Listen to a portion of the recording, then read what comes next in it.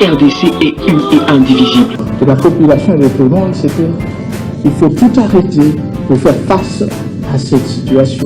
Et que nous ferons de cette terre richement bénie un réel havre de paix, de prospérité et de progrès social.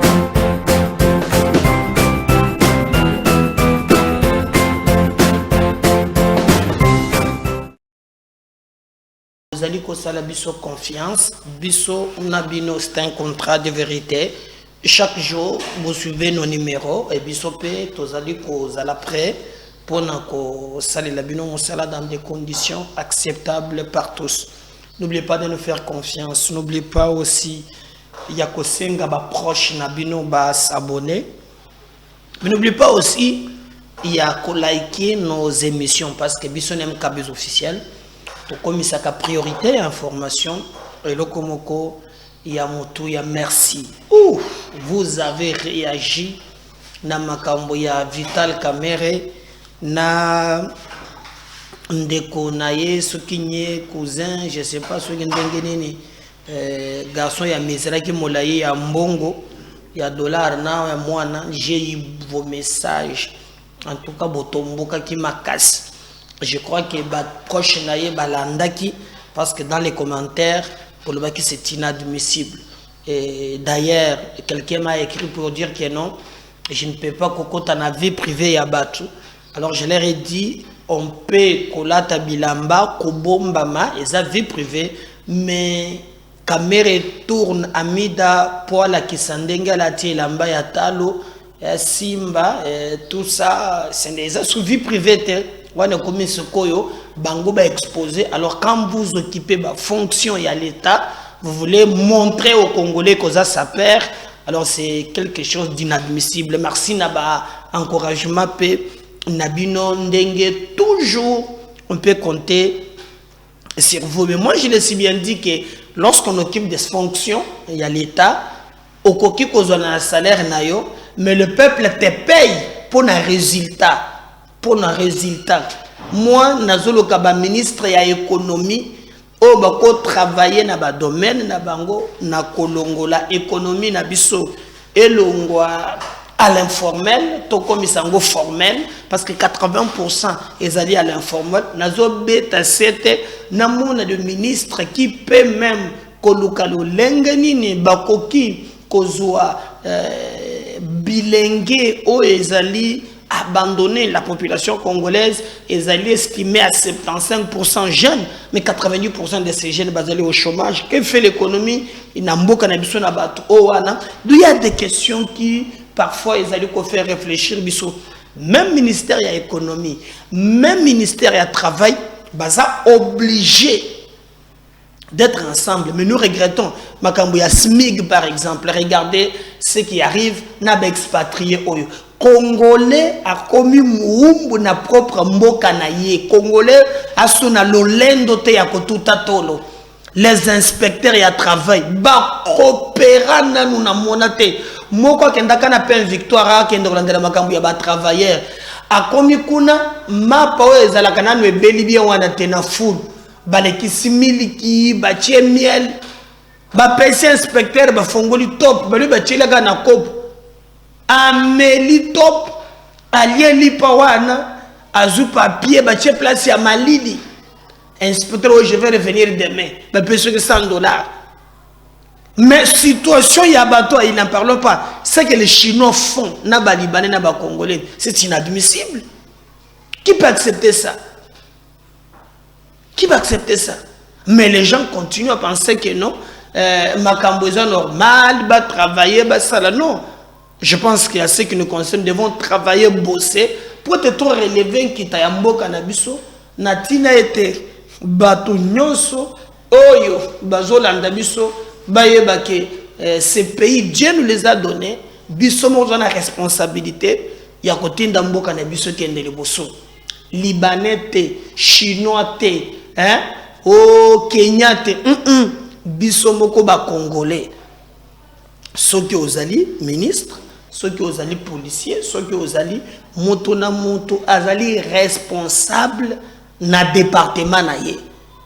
Et c'est ce que biso tozali kozela pote toyeba ndenge nini ya kosala musala afin que makambo batambola na condition malam. Alors n'oublie pas de partager ces liens pour te développer quand même. Moi si j'ai tokobeta masolo nini boyeba ki le ministère public et kati et tumbu oyo esengeli kabund azwa nini ezalaki lobby na niveau ya audience salamaki na makala et non pas encore na niveau ya cour de cassation.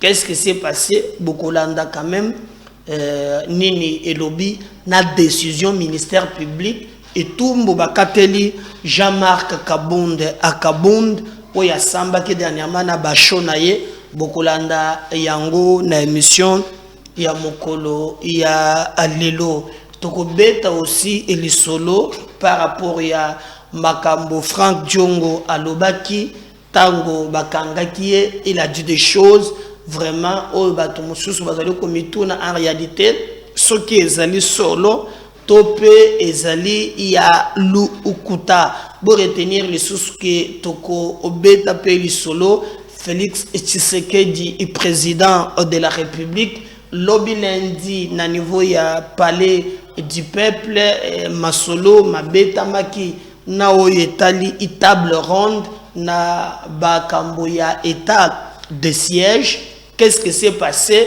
Bokoyoba nyonso ezali ya eu des réactions par-ci et par-là. Alors si vous nous suivez, merci de nous faire confiance. MKB officiel tozaliwana pona ko osalela bino mo osala. Alors en attendant tozali aussi quelques grandes lignes.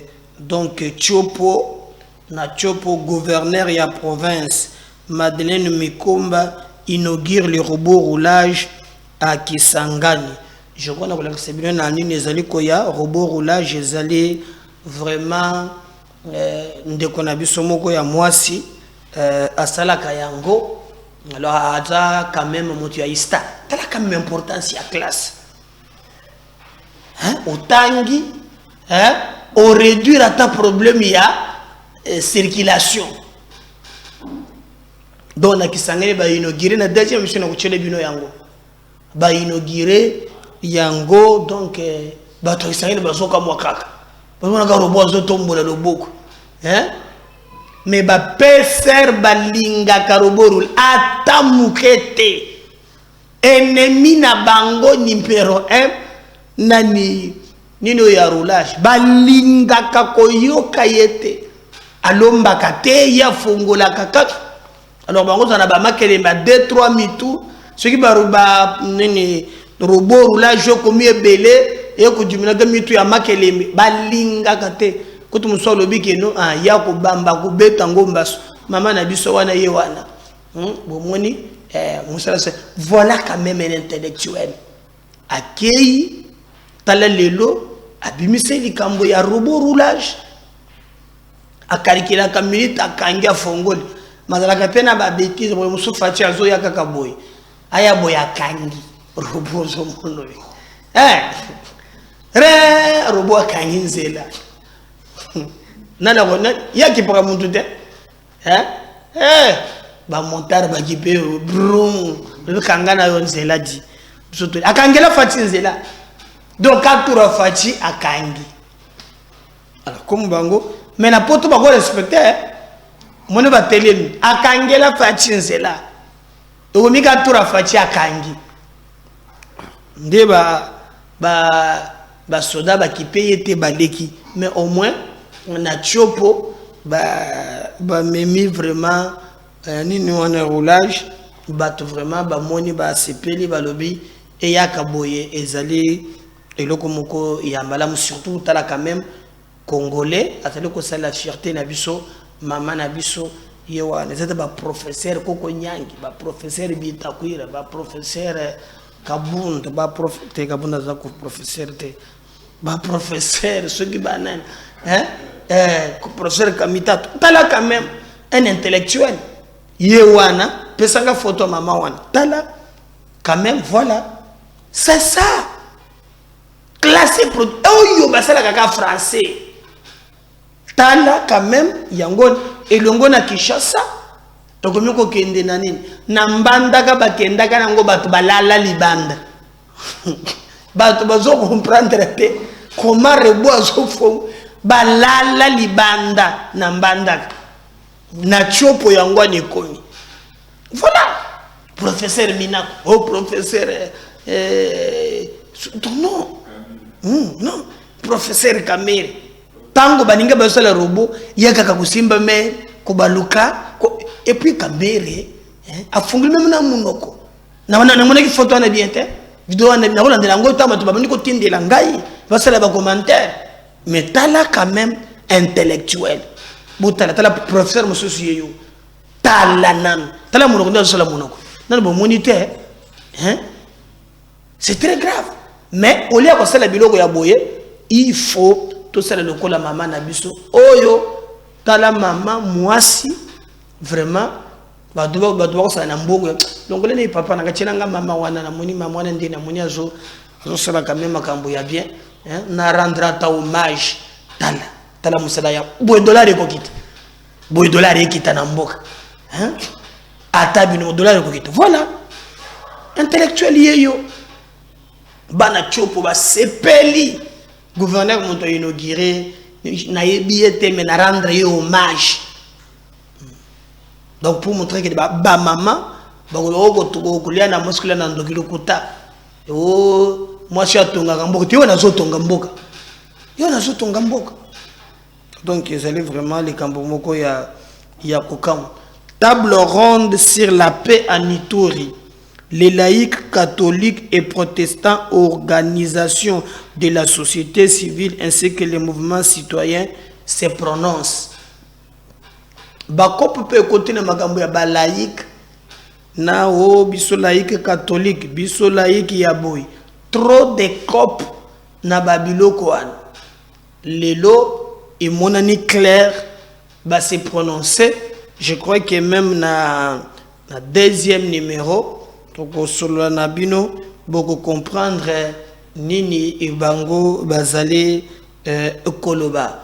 Alors toujours na chopo boyeba que l'archevêque métropolitain de Kinshasa, le cardinal Frédilin Ambongo, a personnellement présidé la cérémonie du sacre de l'évêque auxiliaire de Kisangani, Monseigneur Léonard Ndjadji Ndiate. Oh, non, nous allons défléter date. C'était dimanche 13 août dans la cour du lycée Mopendano devant un parterre des invités venus pour la circonstance. Témoin de l'événement, le gouverneur des provinces, Madame Madeleine Nikomba Sambungu. Je crois que à cause de la politique qu'on a été, papa Nabiso, cardinal Frédélin Ambongo, depuis à Moni Makambo ya francophonie et l'équipe Awa, nous l'avons vu vraiment que ça là, par tous les moyens pour être Baluka Nzela, où qui a se retrouvé dans des conditions acceptables par tous, mais na après effort nous sur Salema, il a quoi le sous-souté que ça là discours na populiste ou ya sala kawana.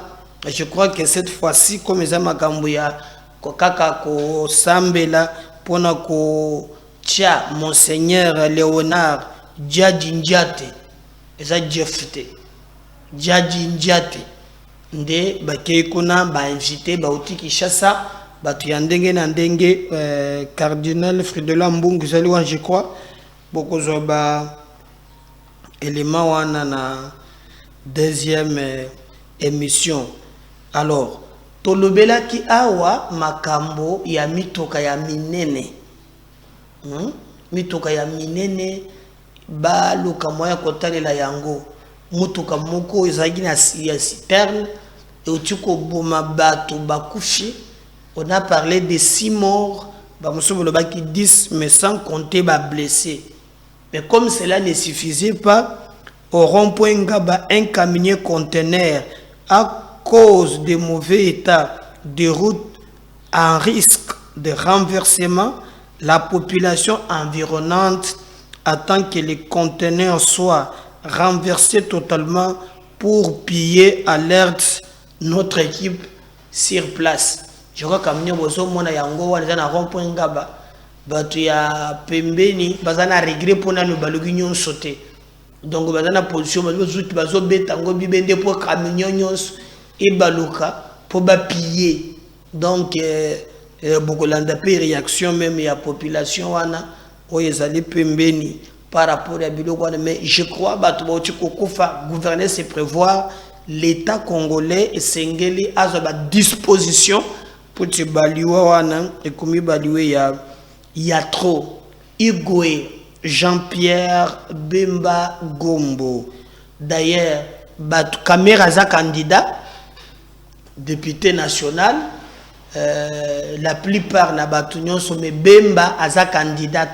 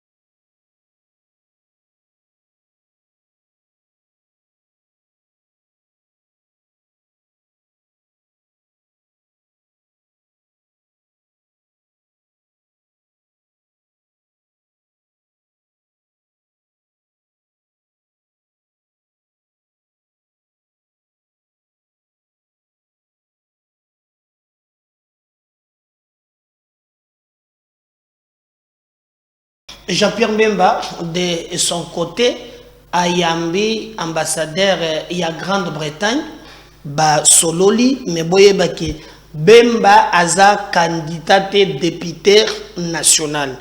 Moto aza candidat ezali Vital Kamerhe Olwakaningini Kingi ye moto azali vraiment un candidat député national. Ba proche ya Bemba balobi ke aza candidat et la possibilité mibale à cause de la candidat sénateur ou bien à cause de la candidat au président de la République.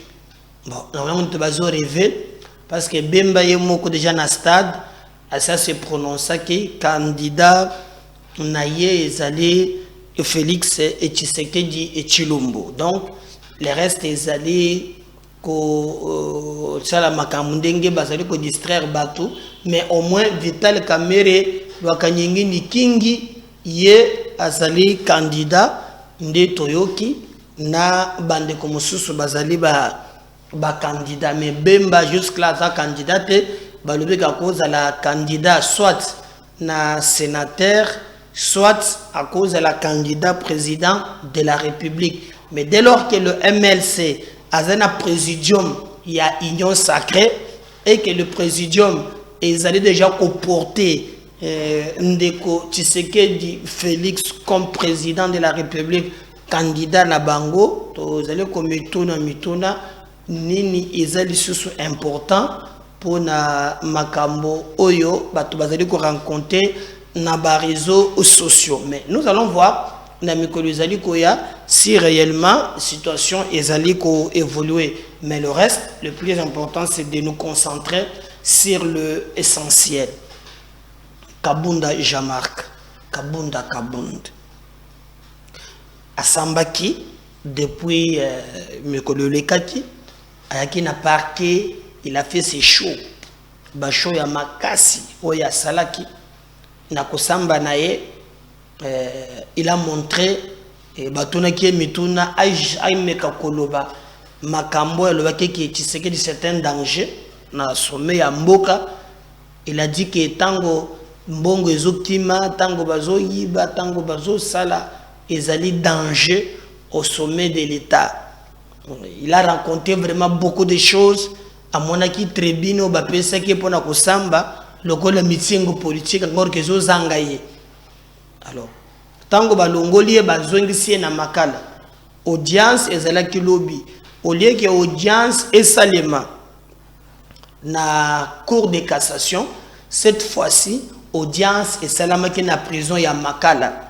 Mais na pesa qui peut précision na likambo moko parce que Jean-Marc avait dit que non, Félix il avait dit des choses sur Kabila, moi si naye bakanga kayete, tout comme Maman Marthe qui a dit des choses sur Mobutu, jamais batikala ko kanga moi si naye mais oyaye bakanga ye bakondamné selon ce que Kabund avait dit. Mais je vous avais dit que Félix n'a rien à voir dans makambo ya kokangisa moi si ya Kabund parce que moi si ya Kabund avait fait des déclarations oye moko ayebi maloba oya lobaki e moto fondaki ezalaki Jekoko Mulumba Gérard nde moto fondaki et nous avons regretté na makambo yo bango ba balobaki pe et pesa ke biso pasi na mutema pasi ya kosakanate.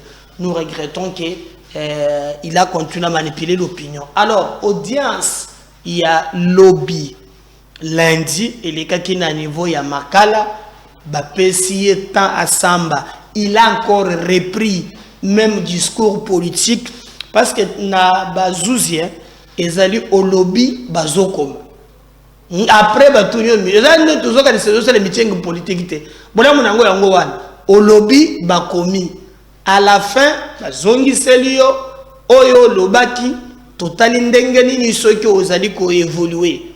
C'est ça. Le reste est en sens te. Alors et comme que tango bango balobi makambo na bango basala ndenge bakosala vérité ko éclater que Kabunda n'avait pas des éléments nde baye kopé sa parole na ministère public. Bon décision ministère public ezalaka ya juge te mais un organe de la loi qui peut aussi éclairer ba magistrat. Parce que composition wana bango ba randaka jugement en dernier ressort en tenant compte ya mibeko pe aussi na conviction na bango ba yebi keno awa ekozala boy. Alors ministère public tango bazu parole na mayematali Kabund balobi na manso oyo Kabunda sali esengeli bakatela ye Mboula Misato. Donc Kabund Singela sala 3 ans na boloko. Alors peine au ministère public et Katelier Yangowan. Alors de l'autre côté tozozela tor est-ce que ba magistrat baza pe na possibilité ya koboya donc ou bien il y a kondima yango tout comme peut bagolo il y a 3 ans to katela ye 2 ans ou bien il y a 3 ans to bambaye 10 ans au moni. Donc jusque là na nous pensa vraiment bakati yango pensa te, mais nous voulons que basala musala oye kozala kitoko peut accepter na batu nyonso. Donc tozali ko insister na likambo ni wana pour te makambo ezala très bien. Donc, na mikolo zoya, tokoyebisa bino vérité des faits, na OP bazouzi balobi. Mais pour le moment, ministère public balobi Kabound azala condamné na 3 ans à Sala Boloko. Je ne sais pas si vous avez combien pour compter à partir de mon pays bakoti saye boloko bako longola soit ce qui ministère public a matisi a 3 ans bazuzi bako matisa pe to comme bako kita mais ministère public et pesa ka moi idée il y a ba infraction oya sali na etumbu oyo ebongi ba akatela ye. Mais tu as parti na ye balobi et ils allaient procès moko politique où ils ont un sens mon côté et sengeli batika ye azonga surtout que boyebi que même parti et politique na ye batika la te ko agréé yangote certains partis boyebi que ba futa basala makambo nyonso. Donc, attendons voir décision au bazouzi ba kozwa na minute ya suka. Mais nous apprenons que na ba couloir c'est fort probable que va maintenir wana donc à kolekisa ba élection na boloko total peut-être na deuxième mandat ndenge makambo makozalela tout ce que kozala. Quelqu'un m'a même dit que non ondengo zawana. C'est Félix qui est en train de fabriquer Kabound opposant farouche, peut-être beaucoup surtout de la prison à la présidence. Surtout que Yazo s'est métamorphosé facilement parce que tout le temps rien n'est impossible à lui. Donc il s'adapte. Naba jar, naba climat, tout est possible. Mais attendons voir ce que l'avenir nous réserve parce que bateau nyonso mutuna moto azali ko commenter cette situation. Mais nous avons vu même bande comme sur le makambo ya ba droit de l'homme, je crois Paul Sapou akendaki kotala ye bakendaki pe kotala Mukebai bakendaki kotala Salomon Frank Djongo à l'époque bakendaki pe kotala ye.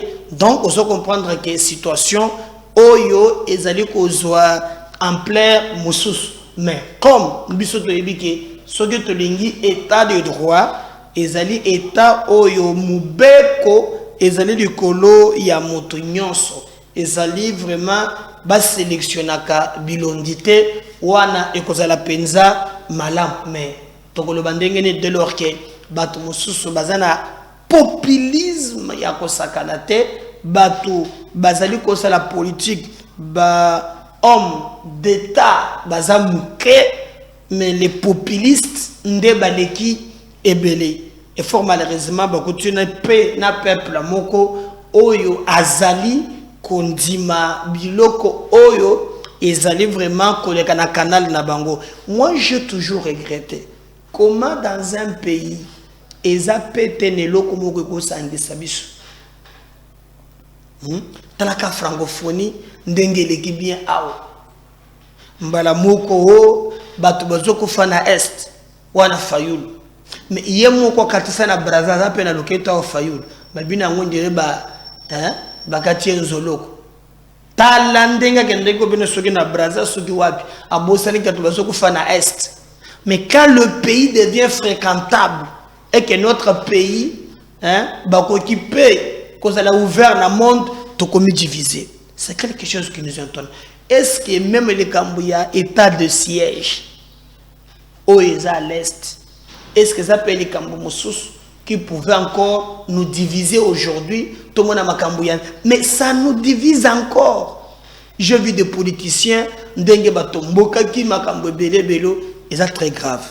Mais parce que TVP, ça, radio, moi je préfère que Botala Ndengele ni ba sizwana na niveau ya palais du peuple et les kaki comment bato bazalaki et c'est lui qui prend la parole en premier, c'est le président de la République. Na ibisa ki ba tendance à partager ba musu baza pour ba musu baza contre to ko le bandengeni Regardez au moins ce qui s'est passé et ce que le président a dit. On va revenir pour continuer avec notre émission.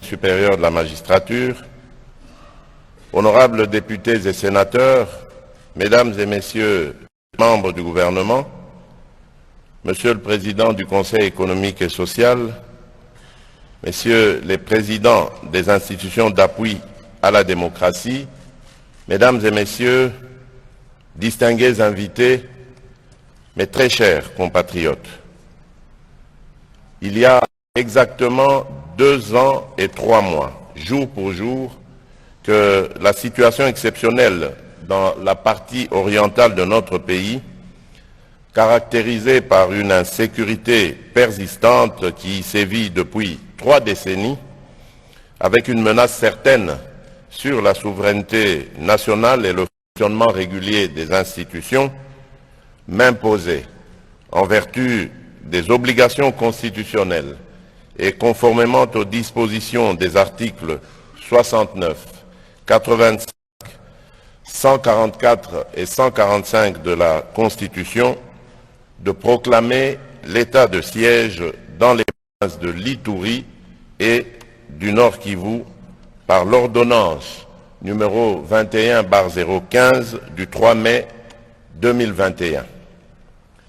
En effet, après avoir dûment informé la nation par mon adresse, j'avais activé ce dispositif constitutionnel exceptionnel avec l'engagement et la détermination d'endiguer ces menaces graves et de sécuriser les populations et leurs biens. Le tout dans le seul but de rétablir la paix qui soit durable en vue de stabiliser cette partie du territoire national en proie à des conflits et d'amorcer enfin son processus de développement au même titre que toutes les autres provinces de notre pays. C'est dans ce sens qu'il faut comprendre le maintien à ce jour de cette mesure exceptionnelle. Ceci notamment à travers ces prorogations successives et les missions d'itinérance initiées en collaboration avec le gouvernement, comme l'a dit Monsieur le Premier ministre, s'inscrivant dans une perspective de consolider les acquis des opérations militaires et de poursuivre les actions d'envergure engagées en vue de mettre fin au terrorisme et de restaurer l'autorité de l'État dans nos provinces. Cependant, je suis conscient de ce que ce régime, voulu exceptionnel par le Constituant, n'a pas vocation à s'éterniser.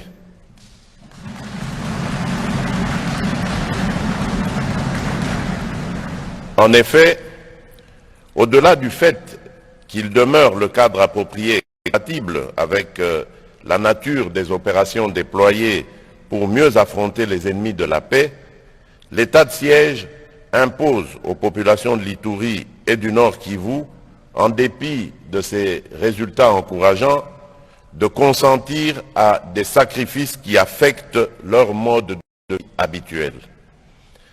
À ce propos, des rapports des missions d'évaluation de l'état de siège évalués par le gouvernement ont mis en lumière quelques atermoiements et autres divergences quant aux effets durables de la dite mesure pour lesquels des recommandations ont été formulées.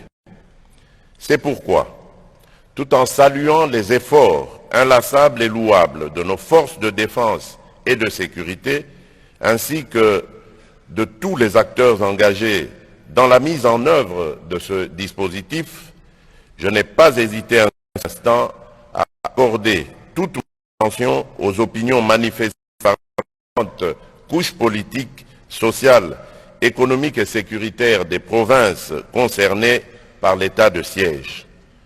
J'ai donc entrepris une série de consultations, dont une audience accordée aux élus nationaux du Nord Kivu et de l'Ituri en octobre 2022, afin de décider consciencieusement des orientations à donner aux recommandations formulées sur le maintien ou non de cette mesure.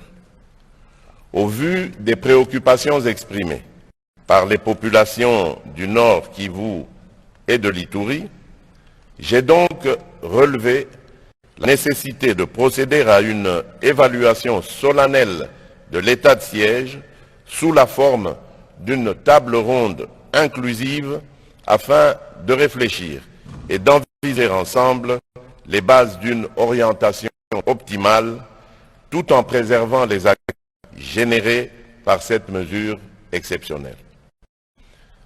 Honorable Président de l'Assemblée nationale, Honorable Président du Sénat, Monsieur le Premier ministre, chef du gouvernement, Monsieur le Président du Conseil supérieur de la magistrature, honorables députés et sénateurs, Mesdames et Messieurs les membres du gouvernement, Monsieur le Président du Conseil économique et social, Messieurs les Présidents des institutions d'appui à la démocratie, Mesdames et Messieurs distingués invités, mes très chers compatriotes, vous l'aurez certainement compris, ici repose donc la raison d'être de la table ronde convoquée ce jour à Kinshasa.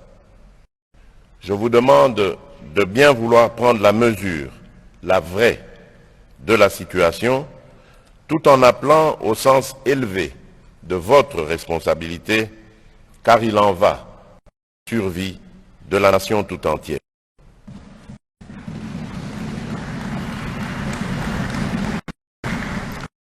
Je vous exhorte donc, chers compatriotes, chers participants, dans un esprit d'unité, de cohésion et de tolérance mutuelle, à consacrer ces 3 journées au développement d'une réflexion approfondie sur l'état de siège et de sa gouvernance actuelle.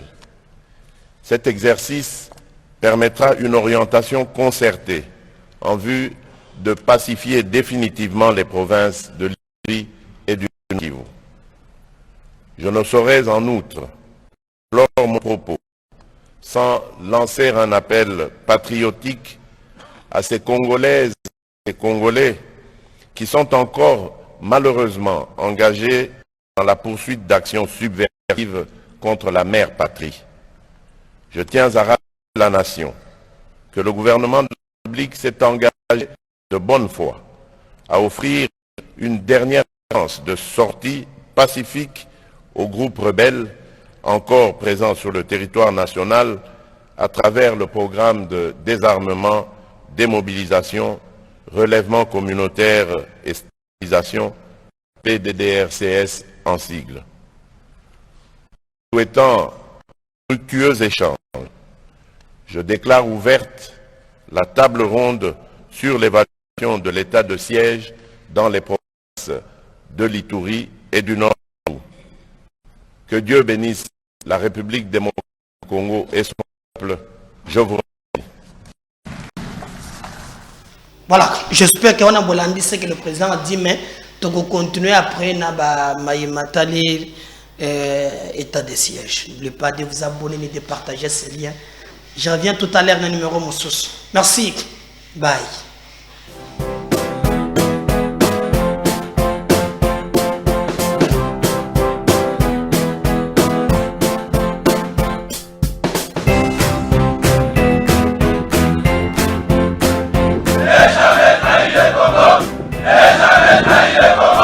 La RDC est indivisible. Et la population de tout le monde, c'est qu'il faut tout arrêter pour faire face à cette situation. Et que nous ferons de cette terre richement bénie un réel havre de paix, de prospérité et de progrès social.